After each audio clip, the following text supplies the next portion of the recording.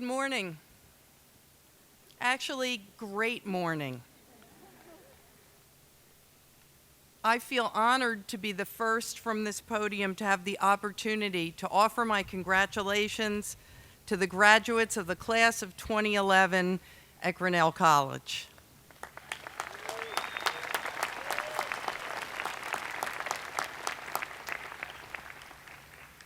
The more I thought about speaking to all of you today, the more I realized the prevailing opinion is that my speech should be an extended apology. On behalf of the entire country, I think I was expected to say I was sorry that the economy had tanked during your college years, that the job market was looking lean, that the housing market had become uncertain. In other words, that we who came before you were handing off an unmitigated disaster. I'm not going to do that. I just can't. I'm not going to say that I'm sorry for any of you, because I'm not. Because I think, perhaps more than any college graduates in recent memory, you have an unparalleled opportunity to remake this country so that it is stronger, smarter, and makes a whole lot more sense.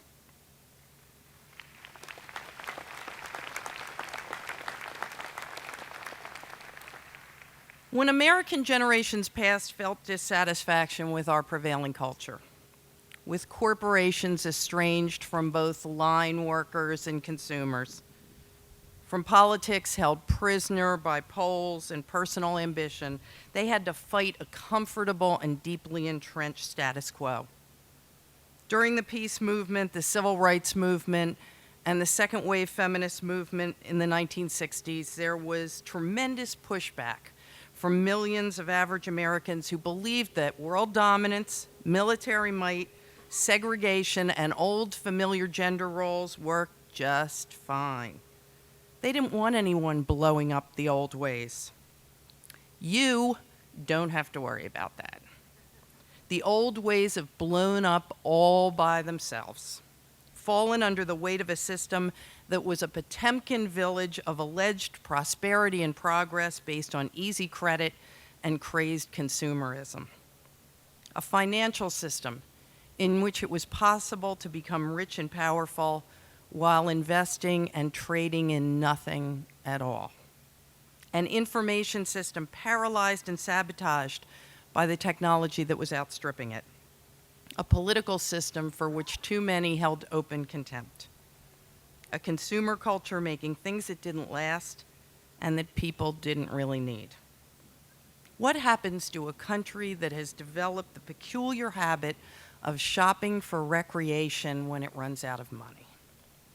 Well, it can either screech to a halt, or it can discover that its priorities need to be recalibrated and that stuff is not salvation. It's as though America was a house, and at a certain point the roof was so leaky, the walls so bowed, the termites so widespread that it began to crumble. Now, don't misunderstand me. The bedrock is still there. The bedrock which too often we honor in the breach, but which we honor just the same. The bedrock of a free and fair society based on the constant and open exchange of ideas.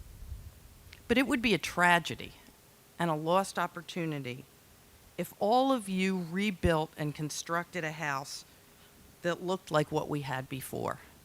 Tried to build the same old house, which we now know was in large part a house of cards. Your parents, proudly here today, and their parents before them, perhaps proudly here today, understood a simple equation for success. Your children would do better than you had. Ditch digger to cop to lawyer to judge, that's how I learned it as an Irish Catholic kid growing up.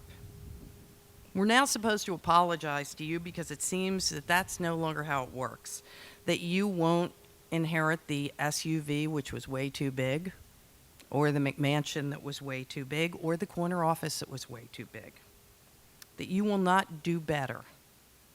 But I suggest that this is a moment to consider what doing better really means.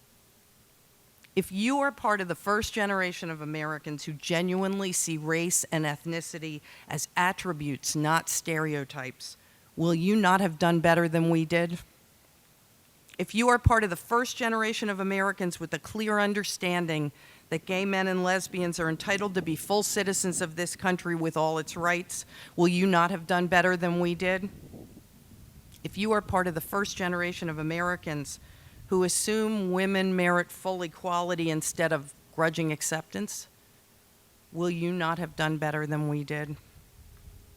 And on a more personal level, if you are part of the generation that ditches the 80-hour work week and returns to a sane investment in your professional life, the first generation in which young women no longer agonize over how to balance work and family, and young men stop thinking they will balance work and family by getting married, won't you have done better than we did?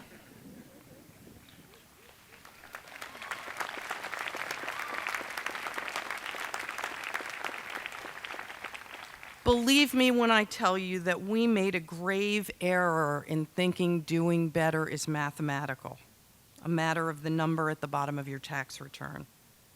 At the end of their lives, all people assess how they've done, not in terms of their income, but in terms of their spirit. And I beg you to do the same, even if those who came before sometimes failed to do so. And I beg you not to let fear define you.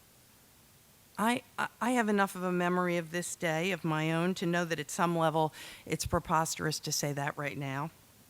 You should be afraid of leaving what you know, of seeking what you want, of taking the wrong path, of not finding a path at all, but simply muddling along.